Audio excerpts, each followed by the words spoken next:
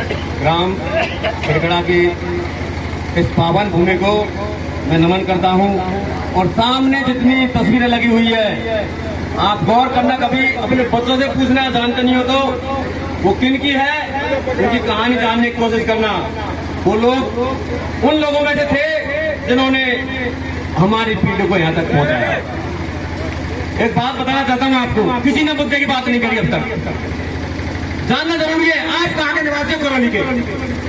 करौली में क्या हो रहा है? पता किसी को? बाघ परियोजना के नाम पर थोड़े दिनों में पूरी करौली के डांग क्षेत्र में प्रस्तावित कर दिया जाएगा। तो उनको नोटिस मिलेगा, सबको, सारे गांवों को नोटिस मिलेगा उठने का। तुम्हें तैयार रहना होगा, बहुत लंबी लड़ाई लड़नी है। तो ये बाघ छोड़े जा रहे हैं ना, कैला देवी बाघ परियोजना सुना है किसी ने?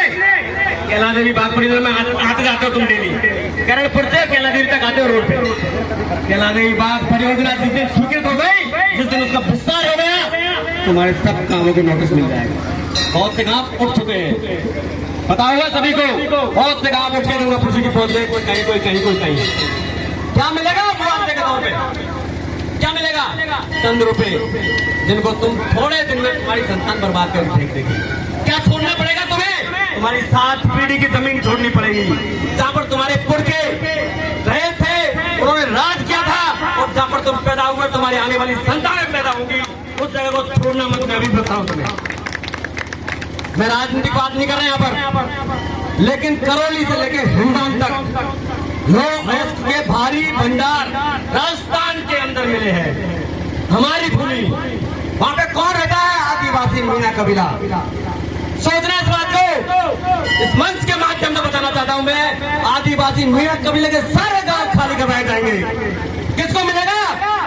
खान किसको मिलेगी? कॉर्पोरेट घरानों को, अडानी को, अंबानी को। तुम में से कोई देखा क्या लीज? वो लीज चली सामने, देखो कौन सी, देखो वो पूरे पहाड़ को खोदे पटक दिया। किसकी है वो? किसकी है बताओ एक बार? रुड़की की कंपनी की है सारी। रुड़की की कंपनी वाले आके हाथ तुम्हारे मिनरल्स को निकाल रहे थे, तो तुम्हारा अधिकार है। तुम्हारी ग्राम सभा ने अनुमति दी है, तब जाके वो निकाल रहे हैं यहाँ से। सोचो इस बात को, वो निकाल रहे हैं और तुम देख रहे हो तमाशा। कल पानी भरेगा, तुम्हारे बच्चे डूब के मरेंगे उसमें। ये पैसा जो तुम्हारे गांव के काम आना चाहिए था, तुम्हारे ग्राम पंचायत के विकास के काम में आना चाहिए था, उसको दूसरे मराई मार के चाट रहे हैं। किसकी बदौलत? तुम सबकी बदौलत। तुम जानते नहीं कुछ भी। एक बात बताओ, पहले तो मुझे ये बताओ कि मीणा अपने आप को आदिवासी मानता है नहीं मानता है?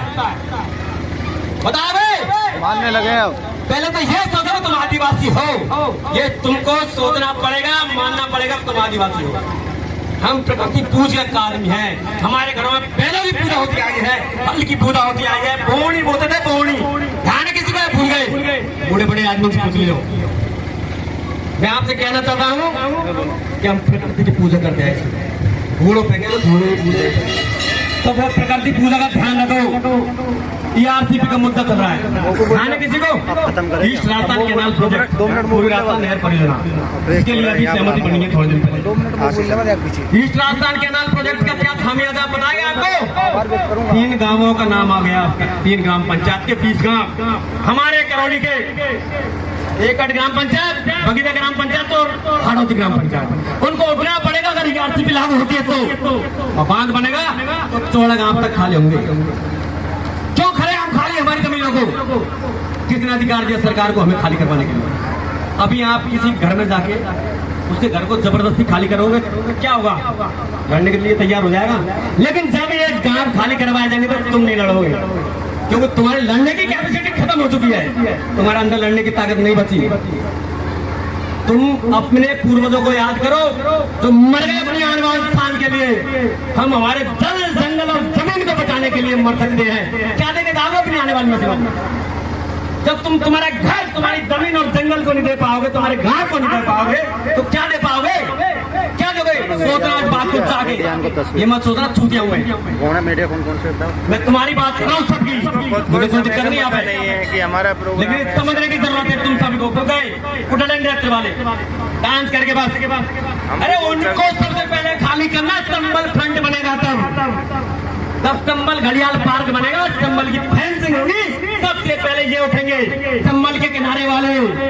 सोचना पड़ेगा क्या क्या प्रोजेक्ट आ रहा है। जो 3 सेंचुरियों को हैक किया जा रहा है, रणथंभौर परियोजना, चंबल घड़ियाल प्रोजेक्ट और कूनो भरण, 60 में से आदिवासियों को उठाया जाएगा चुटकियों में, और तुम कुछ नहीं कर पाओगे।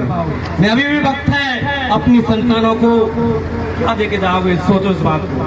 तुम्हारे बुजुर्गों ने तुम्हें दिए जमीन जिस पर तुम खेती कर रहे हो, तुम्हें घर दिया है, तुम अपनी संतानों को क्या दोगे, ये सोचना इस बात।